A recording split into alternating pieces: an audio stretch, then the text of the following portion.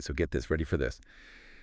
It's like, it sounds like a sci-fi movie, but the idea is that humanity is under attack. Not by like aliens or robots or anything like that, Yeah. but by something way more subtle, something that's kind of chipping away at what makes us human.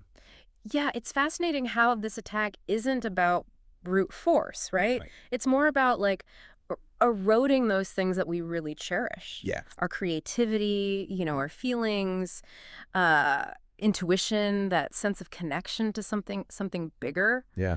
You send over some really interesting material about this human divinity thing and how like incredibly powerful our bodies and minds actually are. Yeah. But also, it talks about how we might be losing touch with that power, which is honestly kind of unsettling. Yeah, I can see that.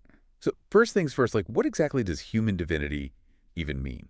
Yeah. Because it sounds a little, I don't know, mystical, to be honest. Yeah, it's a great question. And it's not about religion. It's more about recognizing that we're capable of so much more than we often give ourselves credit for. I like that. It makes me think about all the times that I've held myself back because of, fear or doubt or what other people have said. Exactly. And that's where things get interesting. Like for you, what limitations have you maybe accepted in your life that might be holding you back? Lots to think about there.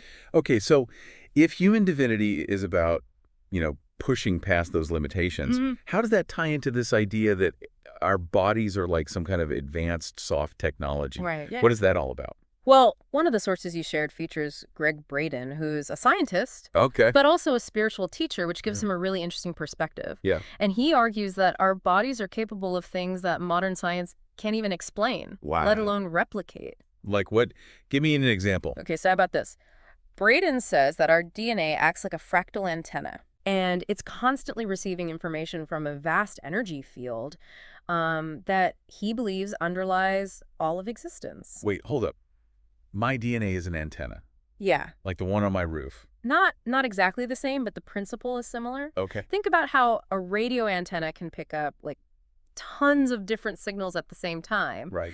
Braden believes our DNA does something similar, pulling in information from the world around us in ways we don't really fully understand. Wow, that is wild. So it's not just about our genes then, it's about like information. Precisely. And it gets even more intriguing when you look at how our cells actually function. Okay, lay it on me. I'm all ears. So Braden says that each of our cells, and remember we have trillions of them, Right. acts like a tiny microcircuit with electrical potential and the ability to process information. Wow. He even talks about experiments where neurons learned to play the video game Pong, No way. even when they were completely detached from a human body. Neurons playing Pong? That's insane. Yeah. But how can a single cell, Right. or even a group of neurons have that kind of intelligence? That's the million-dollar question. Braden suggests that they're tapping into a field of information that exists beyond the physical realm, something that science is only beginning to grasp. Okay. My mind is officially blown. Yeah. So if we're capable of all of these incredible things, why is this attack happening?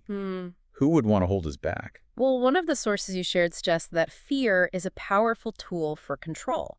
That makes sense. Like when people are afraid, they're more likely to give up their power, accept limitations, not question things. Exactly. And there are a few possible motives, at play here. Some experts think that certain groups benefit from controlling people Okay. by making them dependent on technology. So instead of technology being used to help us and empower us, Yeah. it's being used to replace our natural abilities. That's one theory.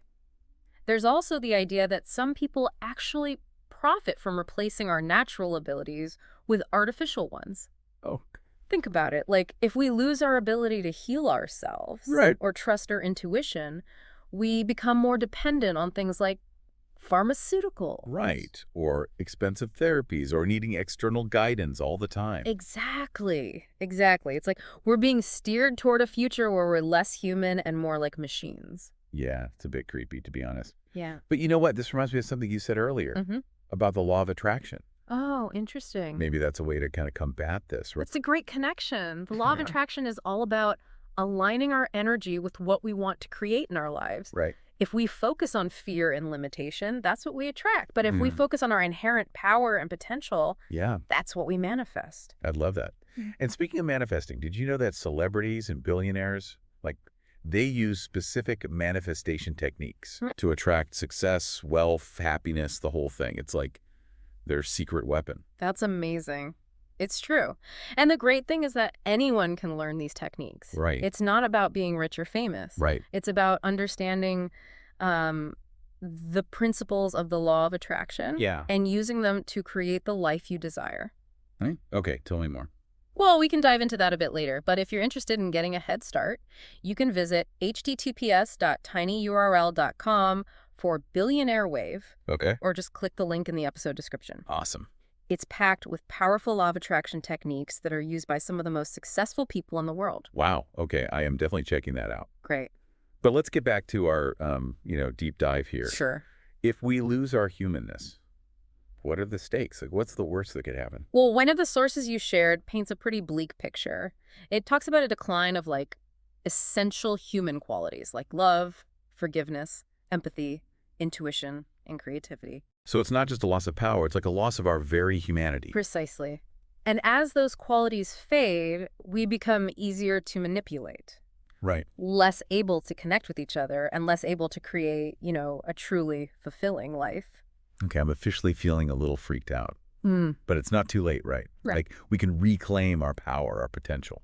Absolutely. And that's what makes this, whole exploration so exciting. You Yeah. have the power to choose how you define yourself, regardless of your past. I love that idea, but how do we actually do that? Yeah. Especially if we've been carrying around, limiting beliefs or past traumas for years. Right. Where do you even start? Well, it's essential to acknowledge the impact that past experiences have had on both your physical and your emotional well-being. Okay. Unresolved trauma, according to one of your sources, can actually become trapped in the body, creating blocks that prevent us from being our best selves. Hold on. So you mean our emotional baggage isn't just in our minds, it's physically stuck in our bodies? That's what the research suggests, yeah. Wow. And this is where things get really interesting. Your sources mention some specific techniques that can help us release this trapped energy. Have you ever heard of breath work, EFT, tapping, or heart-brain coherence? I've heard of them, but I don't really know much about them. Okay, well, breath work is a powerful tool that can help you, shift your emotional state and release tension. Okay. EFT, or tapping, involves gently tapping on specific acupressure points while focusing on negative emotions. Okay. And heart-brain coherence techniques, they help you create a state of physiological and emotional balance. So these techniques, it's not just about relaxing or chilling out. Right. They're about actually changing how our bodies and minds are working. Exactly. And the amazing thing is, you don't have to become an expert in any of these to benefit from them. Huh. Even a few minutes of conscious breathing or tapping can make a difference. Okay. I'm starting to feel a little bit more empowered already. Good. But what about, those limiting beliefs we were talking about? How do we get rid of those? Well, it's all about reframing your story. Okay. It begins with identifying the negative beliefs that you've been carrying. You mean I'm not good enough? Exactly. Or I'll never succeed? Exactly. Once you've identified those beliefs, you can consciously choose to replace them with empowering beliefs that support your growth. So instead of I'm not good enough, I could say I am capable and deserving of success. Yes. And the more you repeat those positive affirmations, the more you start to believe them, and the more they shape your reality. Okay, that's starting to make a lot of sense. And don't forget, the law of attraction is at play here too. Right. The more you focus on what you want, the more you align your energy with it. Yeah. And the more likely you are to bring it into your life. It's like you're sending a powerful signal to the universe. This is blowing my mind. I'm already feeling more optimistic. That's great. Just thinking about this. That's the power of shifting your perspective. And remember, if you want to learn more about the secrets that celebrities and billionaires use to manifest their dreams, Oh, yeah. check out that link we mentioned earlier. I'm definitely going to do that. It could be a game changer. But back to those limiting beliefs. Sure. It sounds like a lot of work to do this on my own. You're right. It can be tough to go it alone. Yeah. That's why having a supportive community is so important. So surrounding myself with people who lift me up, Yes. inspire me, Exactly. see the best in me. The people you spend time with have a huge impact on your energy and your beliefs. One of your sources even mentions the idea of shared heart fields, Okay. suggesting that we're literally influenced by the energy of those around us. So if I want to be more loving and compassionate, I should spend time with people who embody those qualities. Exactly. Like their energy is contagious. That's the idea. Yeah. And conversely, if you're constantly surrounded by negativity and cynicism, Right. it's going to be a lot harder to maintain your own positive outlook. That makes so much sense. It's like an energetic ecosystem. Yes, We need to choose our environment carefully if we want to thrive. exactly. And it's not just about the people that you're physically with. Right. It's also about the books you read, the music you listen to, the information you consume. It's like curating your energetic diet, so to speak. I love that analogy. It's like, if you want to be healthy, you wouldn't eat junk food all the time, right? Yeah. You'd choose nourishing foods that fuel your body. It's the same with our minds and souls. Yeah. Okay, that's a great reminder. Now, before we move on to the next part of our deep dive, I want to go back to something Braden said about work being love made visible. Oh, interesting. Still kind of turning that one over in my mind. Yeah, it's a powerful statement, isn't it? What is it about that quote that resonates with you? Well, I've always struggled with finding work that feels meaningful. You know, I often feel like I'm just going through the motions, trying to earn a paycheck. Right. Yeah. But what if work could be an expression of love? Yeah. A way to contribute to the world and make a difference? That's a beautiful vision, and I think it's entirely possible. What Braden is suggesting is that it's not necessarily about the specific work we do, Okay. but about the energy we bring to it. So even if I'm not in my like dream job right now, Right. I can still approach my work with love and intention. Absolutely. It's about finding ways to connect your work to a larger purpose, whether that's serving your community, expressing your creativity, Yeah. or simply, bringing a sense of joy and excellence to everything you do. That changes everything. Yeah. It's like shifting from a mindset of scarcity and obligation to one of abundance and opportunity. Exactly. And when you approach your work from that perspective, Yeah. it becomes less about what you're getting and more about what you're giving. Okay. I'm feeling inspired. I'm going to try bringing more love and intention to my work this week and just see how it feels. I think you'll be amazed at the results. Now, before we move on to the final part of our deep dive, Okay. I want to touch on one more thing that Braden brings up. He talks about how we're being conditioned to believe that technology has all the answers, that it can even make us more human, which Yeah. I don't know. It's a complex issue for sure. It is. On the one hand, technology can be an incredible tool, for connection, for learning, for creativity. Absolutely. But on the other hand, as Braden points out, Right. it can also be used to control and manipulate us, to distract us from our own power and potential. And that's where we need to be really discerning.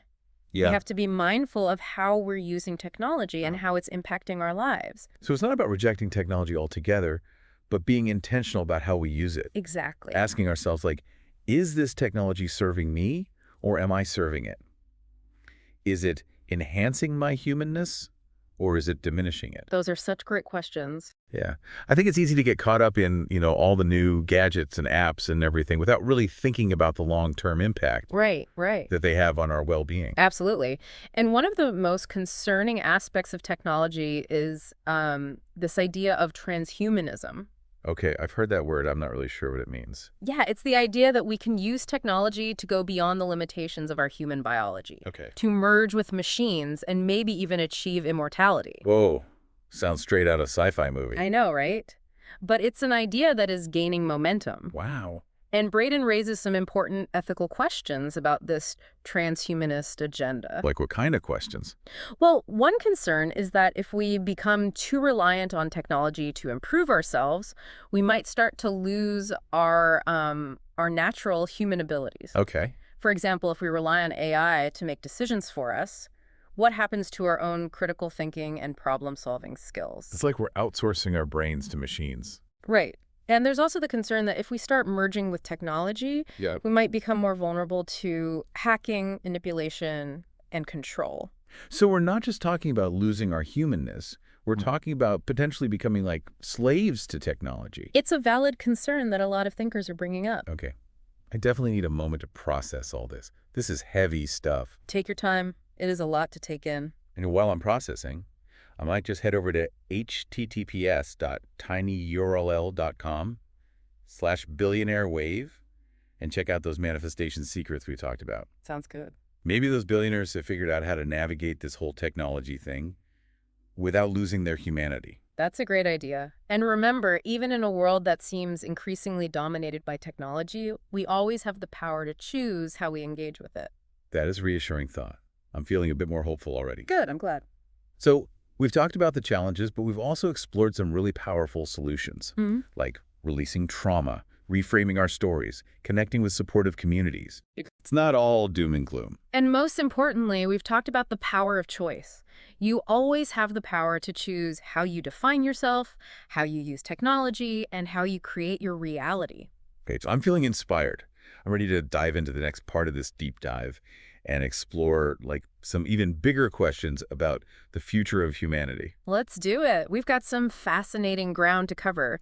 So, we've been talking about how technology can be a double-edged sword. Right. And it seems like we're at this kind of crossroads where we get to choose how we want to use it. Right. It's about, being mindful and asking those key questions like, is this thing actually helping me? Exactly. Or is it just another distraction? Exactly. And it reminds me of another point from the material you sent about the power of choice. Yeah.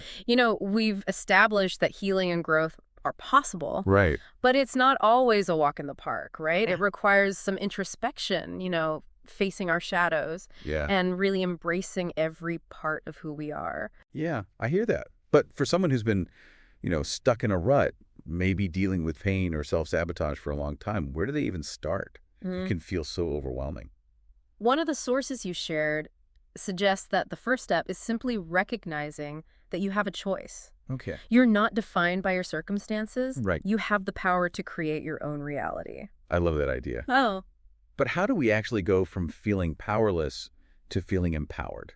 It's like there's this gap between knowing we have a choice and actually making a different one. That's where understanding our own divinity comes in. Okay. When we grasp how powerful we truly are, how capable our bodies and minds are, it shifts our whole perspective. So it's not just about positive thinking, it's about recognizing our inherent worthiness and potential. Exactly. And this recognition often means challenging those limiting beliefs that we've inherited from our families or culture or even from science itself. Braden talks about how we're often taught that our bodies are flawed, that we need outside fixes to be happy or whole. Right.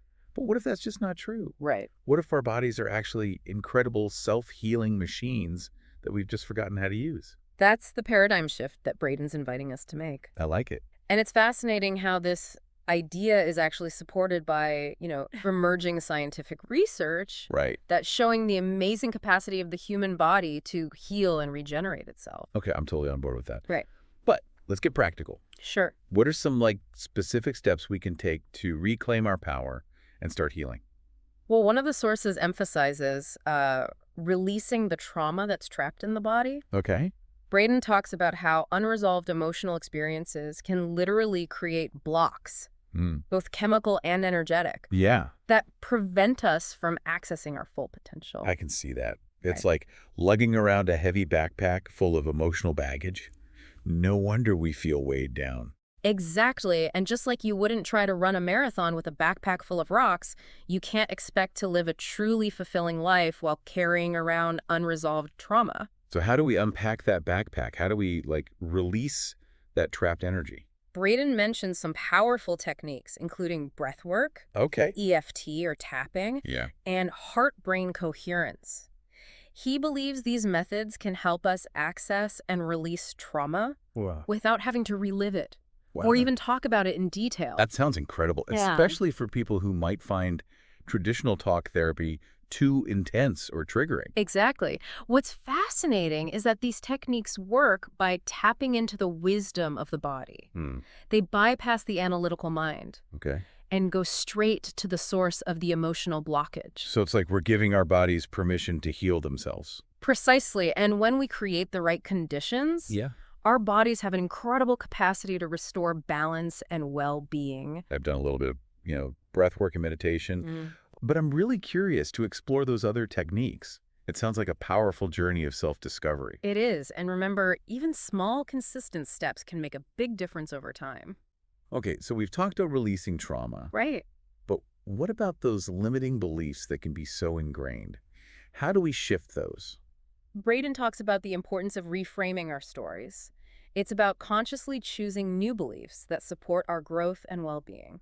So it's about becoming aware of that negative self-talk and then actively replacing it with more positive and empowering messages. Exactly. And it's not about denying our past experiences, Right. but rather changing the meaning we give them. Okay. For example, instead of seeing yourself as a victim of your childhood, you might choose to view yourself as a survivor who's learned valuable lessons about resilience and strength. That's a powerful shift. It's Mhm. like taking back our power and writing a new narrative for our lives. And remember, the stories we tell ourselves shape our reality. If we want to create a life filled with love, abundance, and joy, we need to start telling ourselves stories that support those outcomes. This is so inspiring. It makes me think about those celebrities and billionaires again. Oh, yeah. They seem to have mastered the art of telling themselves empowering stories. Maybe that's all their secrets. It wouldn't surprise me.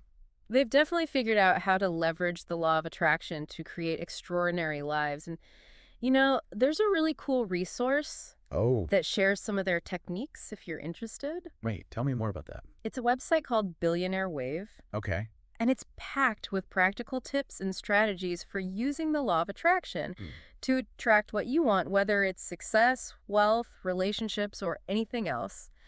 You can check it out at https://tinyurl.com/billionairewave, or just click the link in the episode description. Amazing. I'm definitely adding that to my list. Great. But back to our conversation. Sure. It's easy to get caught up in the day-to-day and forget to nurture our inner world. Right. How do we stay connected to this sense of human divinity and keep our energy aligned with what we truly desire?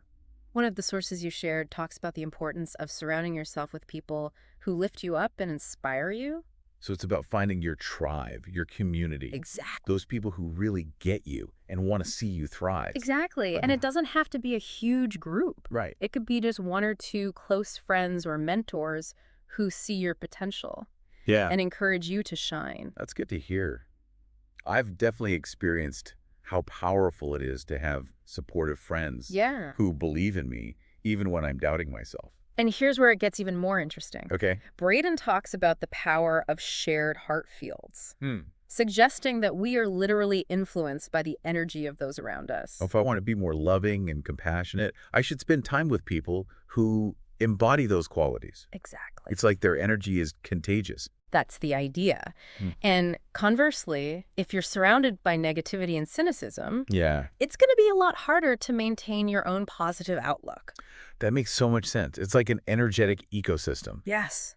We need to choose our environment carefully if we want to flourish. Exactly. And remember, it's not just about the people you physically spend time with. Right. It's also about the books you read, the music you listen to, Right. the information you consume.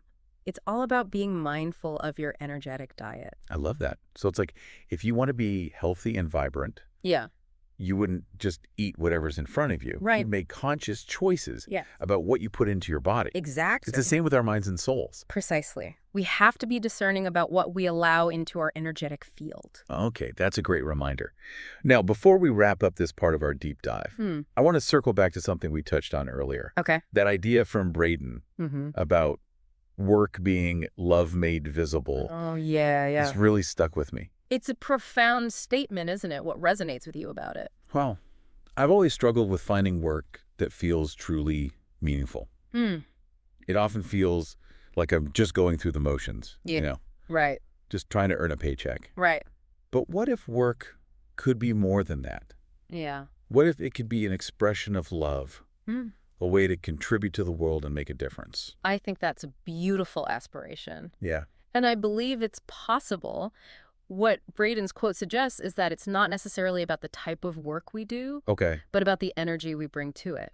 So even if I'm not in my, dream job right now, I can still approach my work with love and intention. Absolutely. It's about finding ways to connect your work to a larger purpose, whether that's serving your community, expressing your creativity, or simply, bringing a sense of joy and excellence to everything you do. That's a game changer. It's like shifting from a mindset of scarcity and obligation to a mindset of abundance and opportunity. Exactly. And when you approach your work from that perspective, Right. It becomes less about what you're getting and more about what you're giving. This is making me rethink my whole approach to work. I'm glad to hear that. Yeah. And remember, if you want to take this exploration even further, that Billionaire Way of website we mentioned Oh, yeah. has some great resources on finding your purpose and aligning your work with your passions. It's worth checking out. Definitely. I'm all about finding those hidden gems of wisdom. And speaking of hidden gems, one of the things that really stood out to me in the materials you share was this idea that we are literally creating our reality. Right. With every thought, every word, every action. Yeah. It's a powerful concept, isn't it? Absolutely. It's both empowering and a little daunting at the same time. It means we have a huge responsibility for what we create in our lives. It does, but it also means we have incredible potential. Right. We are literally the architects of our own destiny. Okay. That's pretty amazing when you think about it. It is, and it all comes back to those fundamental principles we were talking about earlier. Right. Like releasing trauma, reframing our stories. Right. And choosing our thoughts and beliefs carefully. Right. Because those things are shaping our reality all the time, whether we're aware of it or not. Exactly, and that's why those manifestation techniques we talked about can be so powerful. They give us tools to consciously direct our energy and create the life we desire. I'm starting to see how all these pieces fit together. Like it's like a giant puzzle. And we're slowly putting all the pieces in place. And as we do, the bigger picture starts to emerge. We begin to understand our place in the grand scheme of things. This is blowing my mind. I'm so ready to dive into the final part of this deep dive. Okay. And see what other insights we can uncover. Let's do it. I have a feeling it's going to be epic. Okay, so we've talked about the power of our minds and bodies, the importance of community, and the potential pitfalls of technology. Yeah. But like, what's the big takeaway here? What does it all mean for us, for the future of humanity? It's a great question. And one of your sources frames this in a really interesting way. It talks about this ancient battle between, like, good and evil. But not in a way I've ever heard before. Not a Star Wars situation with lightsabers and spaceships? Not quite. It's much more subtle and personal. It's more of an inner struggle. Okay, so what is this evil that we're up against? The source suggests that evil is anything that separates us from our divinity. Okay. From our capacity for love, compassion, creativity, connection. So it's like the opposite of human flourishing. Anything that makes it harder to live a full and meaningful life. Exactly. And it's not always obvious. This evil can show up as fear, apathy, division, or even a reliance on systems that take away our power. It makes me think about how we talked about technology earlier. Right. How it can be used to control and manipulate us, keep us distracted, keep us divided. That's a great connection. And the source suggests that we're in the middle of a crucial battle right now, a battle for the very soul of humanity. Okay, that sounds pretty intense. Uh-huh. But I can see how, the trends that we're seeing in the world, the rise of technology, the decline of community, the focus on individualism, like it all kind of fits into this bigger picture. Right. And the source suggests that the outcome of this battle depends on the choices that we make, both individually and collectively. So it's not about waiting for some savior or technological fix. It's about each of us stepping into our power and making choices that support, our own growth and the growth of humanity as a whole. That's the empowering message that I see in the material you shared. We're not helpless pawns in some cosmic game. Yeah. We have agency, we have choice, and we have the potential to create a better world. Okay, that's starting to feel a little bit more hopeful. But it also sounds like a huge responsibility. It is, but it's also an incredible opportunity. We get to be active participants in the unfolding story of humanity. So how do we, win this battle, as the source puts it? Yeah. It doesn't sound like a traditional fight where there are, clear winners and losers. Right. The source suggests that the way to win is not through force or domination, but by embodying the very qualities that evil seeks to destroy. So by living a life full of love, compassion, creativity, connection, all those good things. Exactly. It's about being the change we want to see in the world. That's a powerful idea. It's not just about taking action. It's about being a certain way. It's about aligning our inner world with the world we want to create. And the source suggests that even small acts of love and kindness can have a ripple effect, shifting the energy of the planet and contributing to a collective awakening. So it's not about becoming some kind of superhero or spiritual guru. It's about showing up in our everyday lives Yeah. with more awareness, more compassion, and the courage to be, fully human. Exactly. And the source suggests that when we embrace our divinity, Yeah. we unlock a source of strength and resilience Right. that can never be taken away. It's like tapping into an inner wellspring that nourishes and empowers us to face any challenge. And that wellspring is available to everyone. Right. It's our birthright, our human inheritance. This deep dive has been such an eye-opener. It feels like I have a whole new perspective on the world and my place in it. I'm so glad to hear that. And remember, this is just the beginning. Right. There's so much more to discover and experience. It makes you wonder if we're really capable of such amazing things, if we all have this divine potential within us. Like, what would be possible if everyone woke up to that truth? It's an incredible question to ponder, isn't it? It invites us to imagine a world where human potential is celebrated, not suppressed. Where our differences are seen as strengths. Yeah. Where collaboration replaces competition. And where love is the driving force behind every decision. That's a world I want to be a part of. And even though, there are forces working against it, Right. I'm feeling more hopeful than ever that it's possible. Me too. And remember, even if you're just one person, your choices matter. Your actions have a ripple effect. And your energy contributes to a collective shift. So it's not about waiting for some big awakening. It's about starting with ourselves. Exactly. Right here, right now. Embrace your humanness, cultivate your divinity, and let your light shine. The world needs you. That's a powerful message to end on. This deep dive has been truly inspiring. I'm feeling energized and ready to, take action. That's fantastic. And remember, if you're ready to dive deeper into the law of attraction and learn those manifestation secrets we talked about, be sure to check out the resources in the episode description. Yes, you don't want to miss those. It's like a cheat sheet for creating the life you want. So for all our listeners out there, keep exploring, keep growing, and keep shining your light. Until next time, stay curious and keep diving deep.